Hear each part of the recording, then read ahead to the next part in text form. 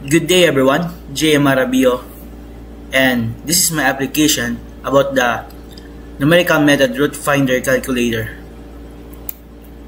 It is a Python-based application developed to solve equations through classical numerical techniques. It offers a suite of methods including the bisection method, Newton-Raphson, regular fallacy or false position, second method, incremental search, and graphical method. Users can input mathematical function as strings expression, which is then processed and evaluated using secure and efficient libraries. The system is designed to handle a wide variety of mathematical expressions, including polynomial and transcendental equation, while supporting features like root handling, refinement, multiple root detection, and error handling. This project consists of 3 main Python files that work together to create a numerical methods calculator application for finding roots and how they connect. First, this app.py.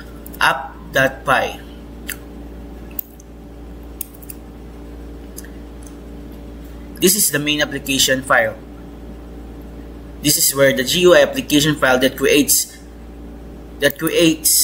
the output of the project, and it is taking their base interface for numerical methods calculator.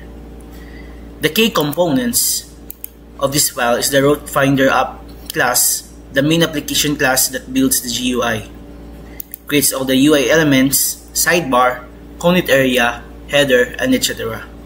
Implements all method frames, incremental search, bisection, or etc. Handles user interaction and computations. Connectivity. It will import plot and table from plot and table.py to handle visualization. Imports numerical. Imports the methods. Imports the methods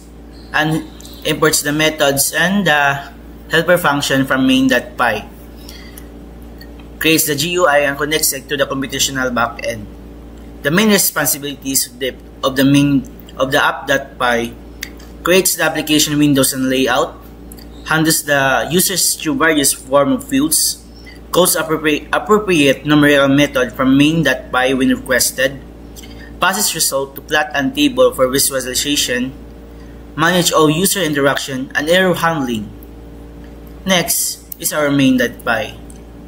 The main.py is the backend of the system. This file contains all numerical algorithms for root finding and equation processing. In here, we're gonna see the function of incremental search, graphical method, bisection method, Newton-Raphson method, regular fallacy method, second method. So the helper functions are pre-process equation, evaluate function, and evaluate derivative. Its function or connectivity provides all the computational functionality to app.py, uses NumPy and NumXPR for efficient numerical computation, doesn't depend on plot and table.py directly, and its main responsibilities is to implement all the numerical algorithms for root finding, handles the equation parsing and evaluation, performs all mathematical computation, returns result in format that can be displayed in the GUI. So the third file is the plot and table.py. So this is the visualization component. These files handle all the visualization and tabular display of result. Its connectivity. This file is imported to app.py to handle visualization. Uses main.py, evaluate function, and preprocess equation for plotting. Embeds matplotlib plots in the Tkinter GUI. Its main responsibilities: creates and manages the plot area on the graph, displays the function, curve, and roots, show iteration data in tables, implement interactive plot features like zooming or panning. Then it will update the visualization based on computation results. The application follows a structured workflow where each component has different distinct responsibilities while seamlessly integrating with others.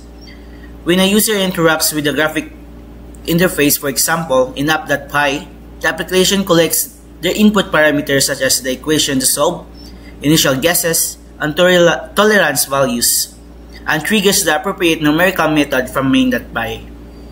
This backend module performs all the mathematical computation, including equation parsing, function evaluation, and root finding iteration before returning result such as identified roots, iteration data, and evaluation points back to app.py. The main application then forwards this result to plot and table from plot and table.py, which dynamically updates the plot to visualize the functions, curve, roots, and iteration points, while also populating the table with detailed step-by-step calculations. So let's start. The input equation of the user is how being processed in the code. So first, the function check if the equation is empty or contains an equal sign.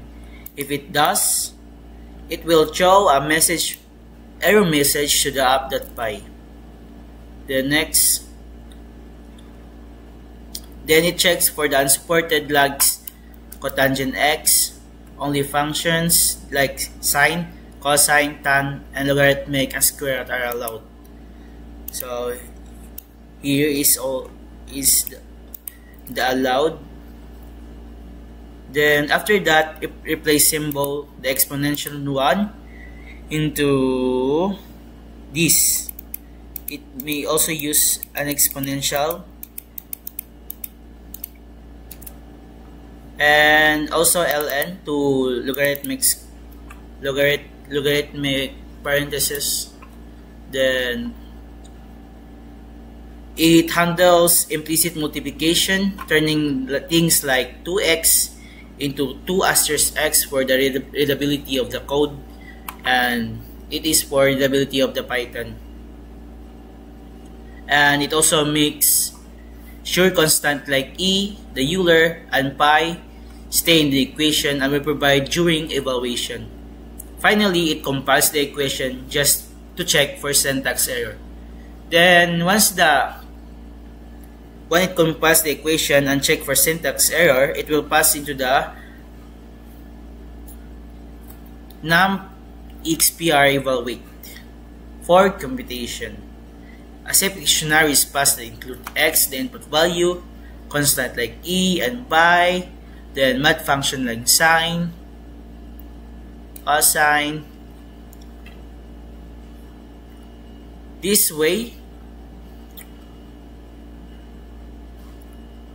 if the user enters something like sine x plus logarithm x, it evaluates safely. So if something goes wrong like division by 0 or taking the log of a negative number, the program catches it and gives a clear error message like division by 0 or domain error. So to sum up, the input is clean, validated, and safely evaluated using math functions. That's how this project handles user's equations. So let's dive to the graphical method. So what exactly is the graphical method? In simple terms, we evaluate a function at multiple points across range, then look for sign change in the y values when the function changes from positive to negative or vice versa. Then that was a root look likely exists. So in this code, equation, string, the function you want to analyze like x to the x. This is the process equation that give it to us. Then x lower and up and x upper. This defines the range of x values to check. Num points, how many x values will test between those bounds. Then tolerance, how close to 0 we consider good enough to count as a root.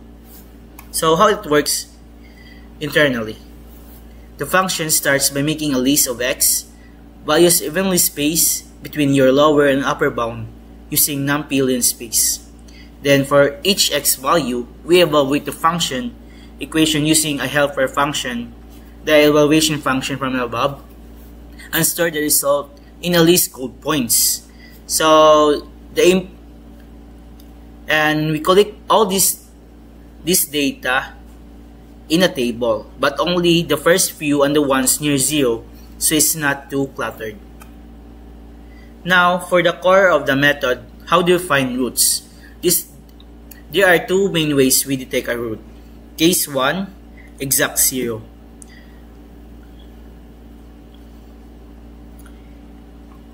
If y value is close enough to 0, we found a root. Case 2, here is the case 1. If the y value is close enough to 0, we found a root. If absolute y vals is greater than as less than tolerance, roots append. Exact 0 found. And then we continue to find multiple roots. In the case 2, sign change. If two consecutive y values have opposite sign, like one is positive and the next is negative, there must be a root between them. Then we use simple linear interpolation to estimate that root. x1 minus y1 times x2 minus x1 divided by y2 minus y1. So roots append, root is. This gives us more accurate guess over the curve's close than x-axis. Once we find roots, we also add them to our table for display. Finally, we sort the table by x values and return a list of roots, a list of xfx points, and the table here. For root in roots, a list of roots, a list of x and fx, then the table data for pretty printing or plotting. So now we will go to the incremental search method. So in here, the function implements the incremental search method. It starts at an initial x value and steps through the function looking for sign change, the f of x. A sign change indicates a root between two x values. It takes 5 inputs: the equation, the x start or the starting x value, initial step or the delta x, the tolerance, and also the max iterations. And the users also can re-edit how iterations they want have the table to be. So the loop check f of x and f of x plus steps. Here, it will determine if the root has been passed. The loop check f of x times f of x plus steps. If the product of the two values is negative, that means a sign change, a root lies between them. So product was f of x times f of x next. If product display, a root has been passed. Then next, if f of x and f of x next have opposite signs, root is in between.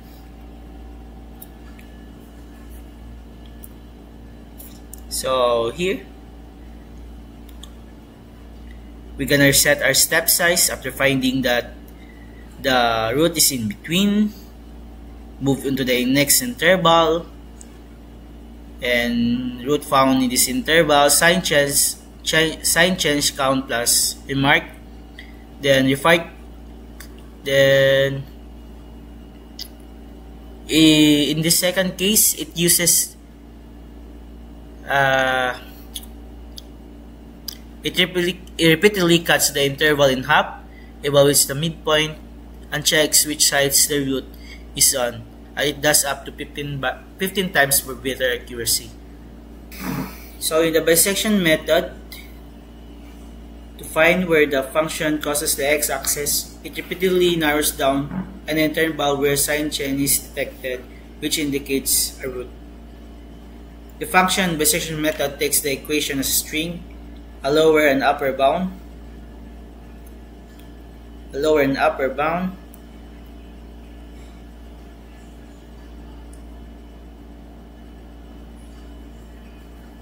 a lower and upper bound, a tolerance value, and a maximum iteration. There's also an option to find multiple roots across the interval by splitting it into small subintervals.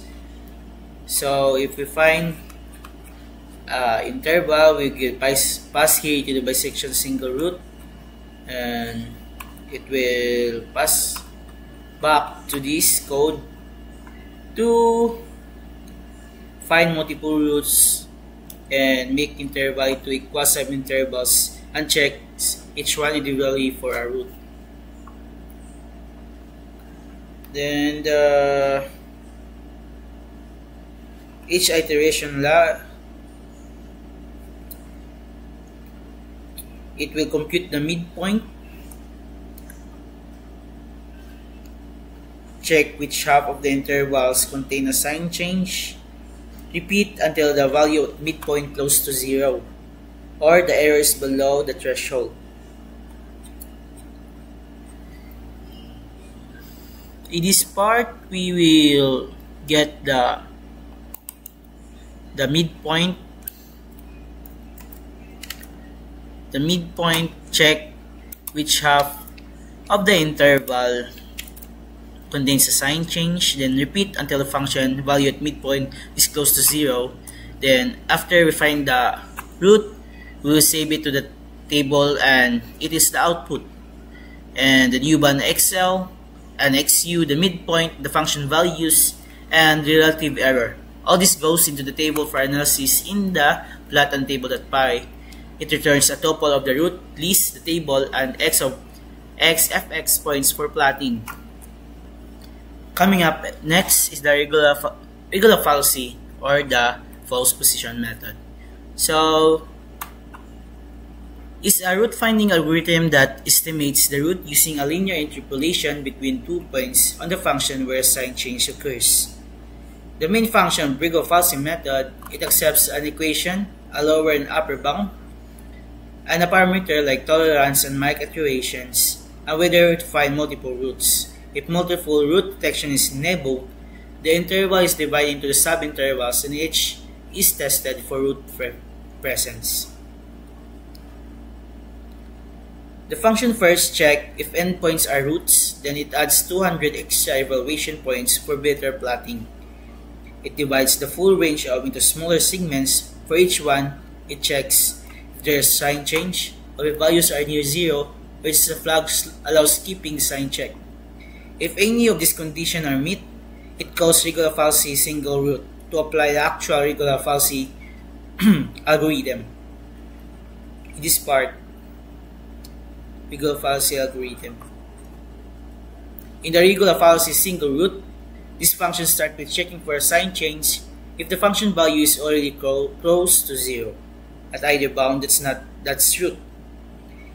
If that applies the regular fallacy formula, it will get the XR, XU times FL minus XL times FU divided by FL minus FU. It evaluates the function at XR and check whether it should replace the upper or lower bound, depending on the sign of the product of the f of XL times f of XR. If the same site keeps getting updated, the method applies multiplying the function value by 0.5 to accelerate the convergence and prevent stalling. Then, the algorithm stops if the function value at XR is within the tolerance, the relative error is below the threshold, or the interval size is too small. It also logs the iteration details into table encoding values like XL, XU, XR, FX, and error estimates. So next, we go to the Newton-Raphson method. In the Newton-Raphson method, we use the derivative of function to iteratively get closer to a root. It's fast, but it needs a good starting point and works best when the derivative isn't too small. The function supports finding a single root from initial guess or a multiple root across a range by scanning several starting points. If find multiple roots is true, the code divides the search range into 10 parts from the center of each subinterval. So, root detection.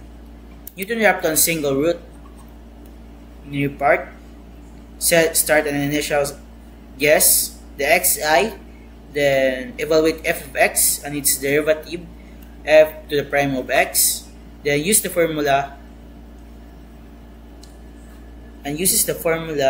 x next equals x initial minus f of x divide f prime x to update guess. Repeat until the function value of error is small enough. In each iteration logs, the current guess is the xi, function value x, f of x, derivative of x, f prime x, and the relative error between steps. If the derivative is too close to 0, the method stops to avoid division's error. It also detects divergence if values explode or oscillate. When finding multiple roots, the method tries several initial guesses across the interval. It skips guesses that are too close to already found roots. All the results are saved in a list of roots, a table of iterative steps, and a list of x and f of x points. So the function returns a tuple, the root or list of roots, the iteration log table, and all function evaluation points for graphing. Last but not the least, the second method. The second method finds root by using two initial guesses and drawing a second line through their function values. It finds whether the line crosses the x-axis and repeats the process. The main function supports single root solving, xo and x1, or finding multiple roots by trying different initial pairs across a search range. It returns a list of roots, a detailed iteration table, and points for plotting. If find multiple roots is enabled, the code splits the interval into several sections. For each section, it picks two nearby starting points. Run the second method and checks if the root is new and not too close to already found roots. Duplicate roots are filtered out using the multiplicity threshold. This function implements the standard second formula. x2 equals x1 minus f1 times x1 minus xo divided by f1 minus fo. It evaluates the function at each new guesses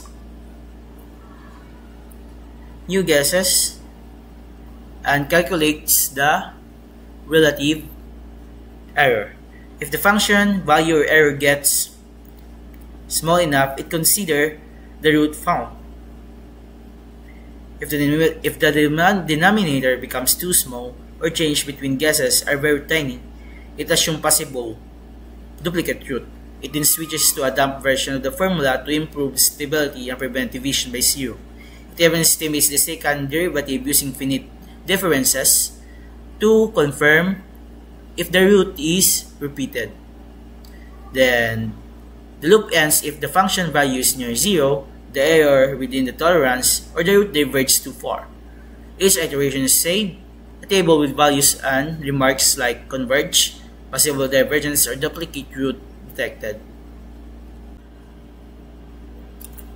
So here is the output of my code. So let's start by using the graphical method. Here we have an example x squared means 4, and we input lower bound -5 and the upper bound 5. So we have the preview of the equation. This is the process equation, and it will find the root. We can zoom in, and so find out the root is -192 and x 192. We have two roots found. Next is the incremental search. We use this equation, x squared x cubed minus 2x minus 5, and we can preview it and show what is the process equation delight. Then we start with the initial guesses, step sizes, tolerance. You can edit it what tolerance you want, and the max iteration. You can edit it like 200 iterations or 100. Let's stay to 100. And we find roots. So we find roots. The roots found in 2.0948. And here's the table that shows the iteration data. Next is the bisection method. So here, example, we're gonna find two roots. 2x cubed minus 5, 2x squared minus 5x plus 3. Then our lower bound is in 0.8 and the upper bound is in 2. Then we can adjust our tolerance in 0 point in the 1% in decimal form, 0.001. Then adjust the error tolerance to 1% and the max iteration 1. So find a root. So it shows that we find root at the 0.97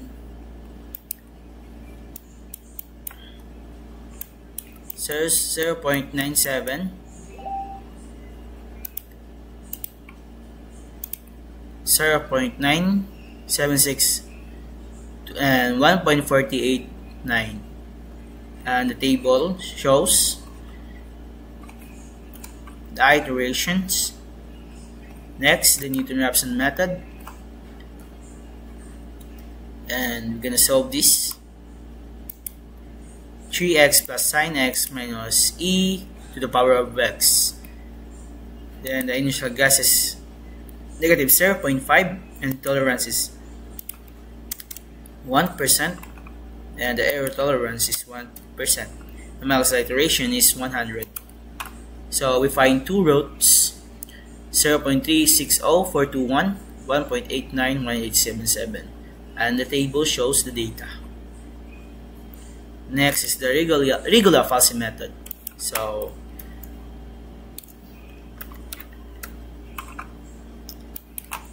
2, negative 2, 3, and we're gonna show 0.001 as 1% error, then error tolerance as 1%. So find a root, either negative 2 and 1.2. There are two roots, and we see the table data. Next is the second method. Here we can also get preview, then the first guess, the second guess, and the tolerance. We're gonna use 1%, and the error tolerance 1%. Then max iteration. Here we find two roots. If you don't know how to use this, we have a method instruction. This varies in what method you choose. If you choose bisection method, here's the method instruction, how it works, the parameters, when to use, and we have example in this that the root finds. So let's check if it is correct. The root is at 1.414 and lower bound is 1, then upper bound, then 5 roots. So it is true that the root is in 1.4. And here's the tips. The function must change sign in the interval. Check f of xl and f of xu have opposite sign.